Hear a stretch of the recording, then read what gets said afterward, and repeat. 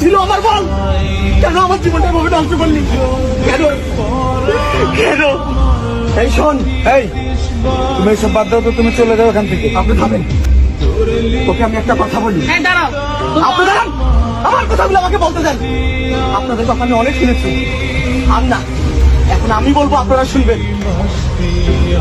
তোকে সাক্ষী রেখে আজকে আমি তোকে সাক্ষী রেখে আজকে আমি বলছি, আমার মতো যারা মধ্যবিত্ত ঘরের সন্তান আছে, সারা বাংলার ছেলেদেরকে আমি জানাই, এ ভাই তোমরা শোনো, তোমরা শোনো, এদের মতো কান্নাগিনির পিছনে না ছুটে নিজের মেধার উপর ফোকাস দাও, নিজের কর্মের উপর ফোকাস দাও, অর্থ কামাই করো, উপার্জন করো।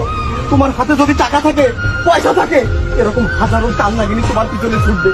যদি তোমার টাকা না থাকে, পয়সা না থাকে, এদের মতো কান্নাগিনীরা তোমার কলিজায় সবল দিয়ে অন্যের ঘরের বউ হবে।